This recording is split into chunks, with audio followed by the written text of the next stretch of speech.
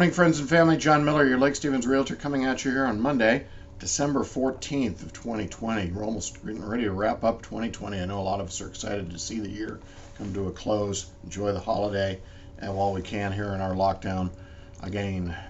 Today's question comes out of Stanwood, Washington, and the question is, can I exclude a fixture from my home sale? And the short answer is yes.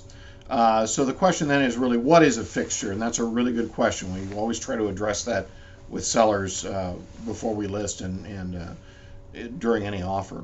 A fixture is anything that's really, when it comes down to it, anything that's literally attached to the property. If I was to take the entire home, turn it upside down and shake it, anything that came out of that is not a fixture. Anything that would stay there is a fixture. And that's a general rule of thumb. So if you want to take your chandelier, we do disclose that in the listing, and then again in the purchase agreement, so there's no misunderstandings. Most sellers will replace the chandelier or at the very least cap it off. That's an example of one. Appliances are kind of a gray area. We do have a space for that in the purchase agreements. We also disclose that in the listings, which appliances stay, which do not. They are negotiable, of course, and the buyer can try to negotiate to keep any of to try to have any of them, or if the seller just wants them or what have you. And it's a negotiating point, basically. There are some exceptions, obviously, things that you might not think that are part of the real property, the garage door openers, the keys to the home. Those go with the things that are attached. Those are actually fixtures as well.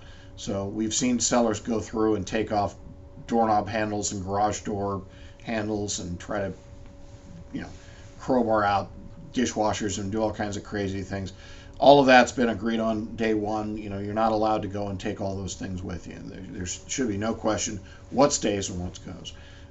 There are a few things, the little fountain that you've got out in the yard or gazebos, those are ones that seem to be hot buttons. We always try to address those just so there's no misunderstanding.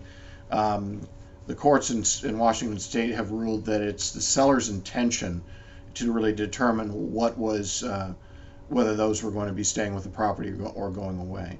Gazebos are one that even though they may not be fixed, they are fixed to the ground via gravity, and that's a little counterintuitive, but that's kind of one of the things we look at as well. Anyway, I've seen people want, they got a rose bush for their 25th anniversary and that they want that to go with them. Yeah, we tag it and they dig it up in closing and off it goes. Anyway, really anything in the house. Sometimes the buyers will try to negotiate for other items. That's not really part of this question, but you do want to address all of that pretty much in day one, so there's no misunderstanding of what stays and what goes. Interest rates, 2.71% on a 30-year fixed, phenomenal rates. And again, we're really looking forward to a strong real estate market here come January 1st. At any rate, wherever you are, stay safe and healthy. We love you, and we'll see you next week. Bye.